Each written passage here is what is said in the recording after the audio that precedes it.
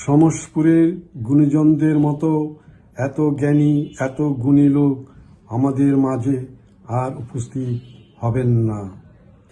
এরা আমাদের গর্ব, এরাই আমাদের অহংকার। সমসপুর গুণীজন বইয়ের 19তম পর্ব থেকে আজ থাকল গুণীজন বিশিষ্ট ব্যাংকার ও স্বনামখ্যাত লেখক নাসিরউদ্দিন আহমেদ শেখরের জীবন চরিত। সুদীর্ঘ 40 বছর ব্যাংকিং সেবায় নিবেদিত লব্ধ প্রতিষ্ঠিত ব্যাংকার জনাব নাসিরউদ্দিন আহমেদ শেখর 1944 সালে মুন্সিগঞ্জ জেলার শ্রীনগর উপজেলার কোলাপাড়া ইউনিয়নের সমসপুর গ্রামে এক সম্ভ্রান্ত মুসলিম পরিবারে জন্মগ্রহণ করেন। বাল্যকালে জনাব নাসির বাবা তারা মিয়ার কর্মস্থল বরিশালে থাকতেন পরিবারের সবার সঙ্গে। বাবার মৃত্যুর 1 বছর পর তার বড় বোন হামিদা ভূঁইয়া অবাক জনাব নাসিরকে তার শ্বশুর বাড়ি পাউসার নিয়ে আসেন। জনাব নাসির পাউসার গ্রামে থেকে চুরাইন তারিণী বামা হাই স্কুল থেকে 1964 সালে কৃতিত্বের সঙ্গে ম্যাট্রিক পাশ করেন। তারপর আইকমে ঢাকা কলেজে ভর্তি হন। সে সময় প্রখ্যাত শিক্ষাবিদ নোমান সাহেব ঢাকা কলেজের অধ্যক্ষ ছিলেন। আর্থিক অনটনে ঢাকা কলেজে তার বেশি দিন পড়া হয়ে ওঠেনি। সে সময় 1964 সালে তদানীন্তন পাকিস্তান কমার্স ব্যাংক লিমিটেডে যোগদানের মাধ্যমে তার কর্মময় জীবন শুরু হয় এবং ব্যাংকিং জীবনের পাশাপাশি তিনি নাইট শিফটে পড়ার জন্য জগন্নাথ কলেজে ভর্তি হন। পরবর্তীতে তিনি আইকম পাশ করেন। এর পরপরই করাচি শাখায় বদলির ফলে 1968 সালে পশ্চিম পাকিস্তানে পাড়ি জমান।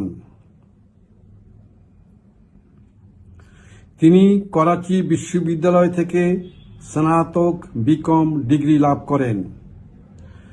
তার বাবার নাম মমিন উদ্দিন আহমেদ তারা মিয়া, চাচা চাষি ইমামউদ্দিন সূর্য মিয়া। ব্যাংকিং জগতে নাসিরউদ্দিন আহমেদ এক নক্ষত্রের নাম। শৈশবে পিতা মাতাকে হারিয়ে নিজের প্রচেষ্টা ও প্রত্যয়ে বলিয়ান ব্যাংকার হয়ে ওঠেন।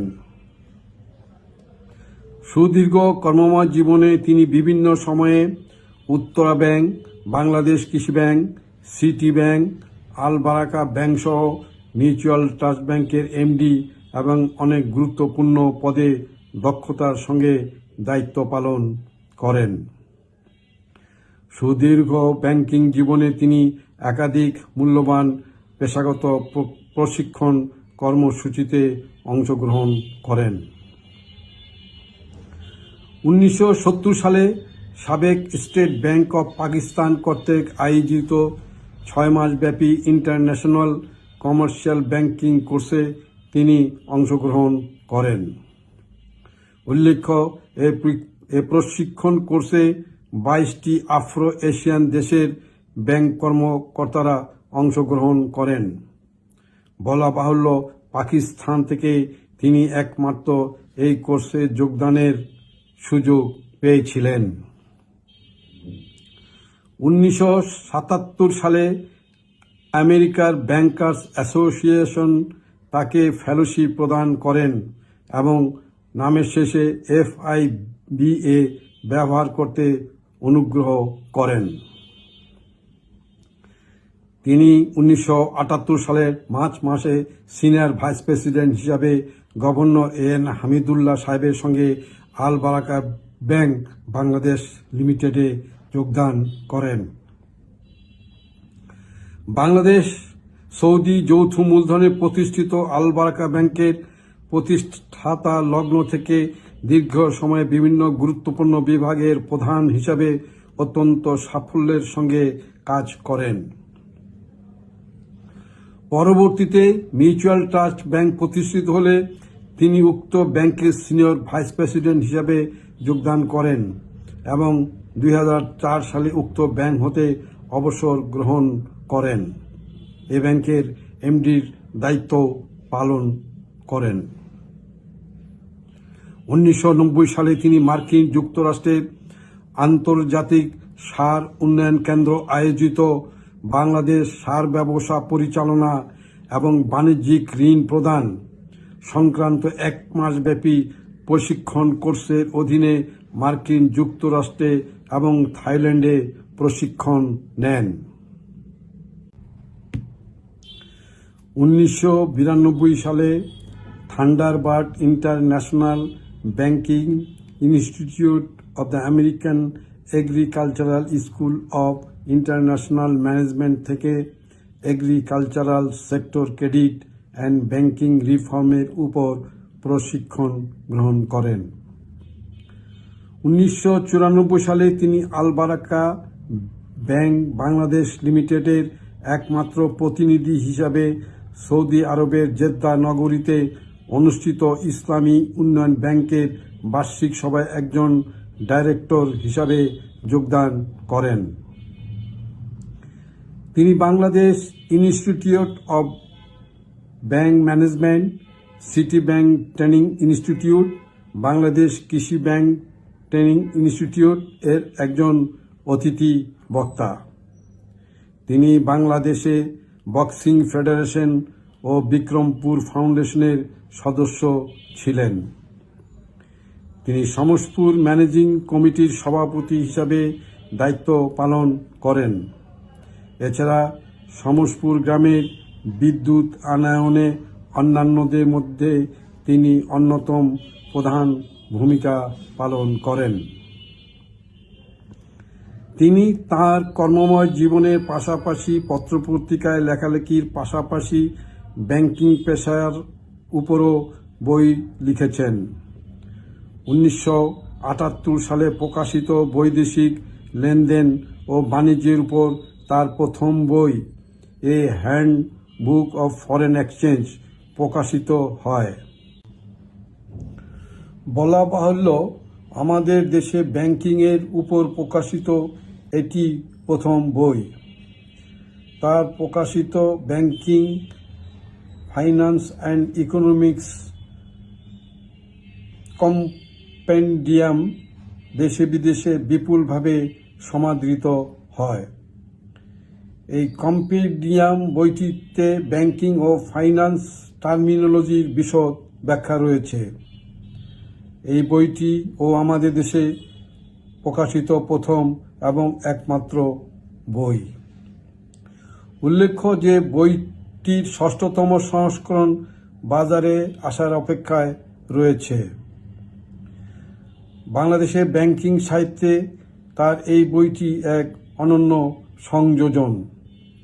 তার সর্বশেষ ভ্রমণ কাহিনীমূলক বই হংস মিথুন মিলেছে ডানা 2017 সালের বইমেলায় প্রকাশিত হয়েছে।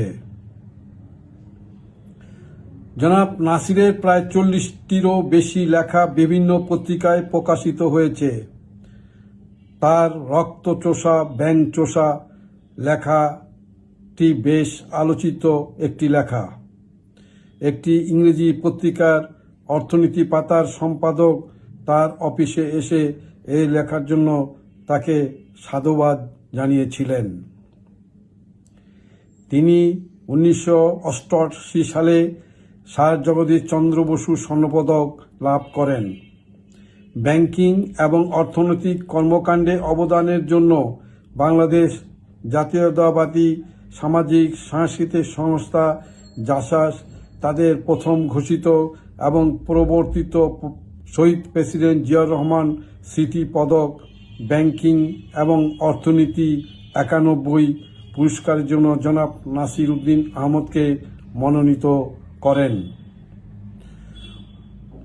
অতি সম্প্রতি তিনি প্রথিত যশা ব্যাংকার হিসাবে একে ফজলুল হক সম্মাননা, মাদার তেরেসা স্বর্ণপদক 2013 ও অতীশ দীপঙ্কর স্বর্ণপদক সহ অনেক পুরস্কার লাভ করেন।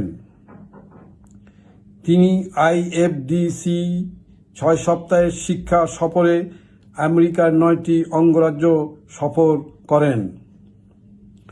অফিসের কার্য উপলক্ষে Singapore, Hong Kong, Malaysia, German, London, Thailand, Russia, Greece, মিশর সহ সৌদি আরব, পাকিস্তান, দুবাই, আবুধাবি, কুয়েত, মার্কিন যুক্তরাষ্ট্র, কানাডা, বাহরাইন প্রভৃতি দেশ সফর ও ভ্রমণ করেছেন।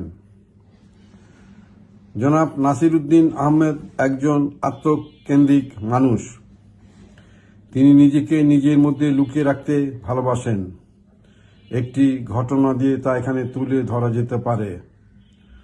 2000 সালে জনাব আহমেদ ব্যারন্স হোস global banking and finance edition banking ব্যক্তিত্ব হিসেবে স্বীকৃতি লাভ করেন। বলা বাহুল্য, উক্ত সংস্করণে পৃথিবীর আরও 4000 বরেণ্য ব্যক্তিবর্গের সাথে জনাব আহমেদও নির্বাচিত হন। তার ফটো এবং জীবনচরিত পাঠাবার পর তার ছবি এবং জীবন বৃত্তান্ত ছাপাবার জন্য রেজিস্ট্রেশন ফি বাবদ $525 পাঠাতে বলায় পুরস্কারের প্রস্তাব চিঠির মাধ্যমে প্রত্যাখ্যান করেন। কারণ পয়সা দিয়ে পুরস্কার ক্রয় একটি ঘৃণিত ব্যাপার বলে তার কাছে মনে হয়েছিল। ব্যাংকিং জগতে এটি একটি বিরল ঘটনা।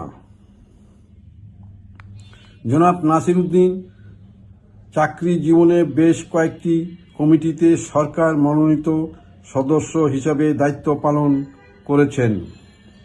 তার মধ্যে বেসরকারি খাতে ব্যাংক, বিমা, কর্পোরেট কোম্পানির প্রধান নির্বাহীর বেতন এবং অন্যান্য সুবিধা নির্ধারণ।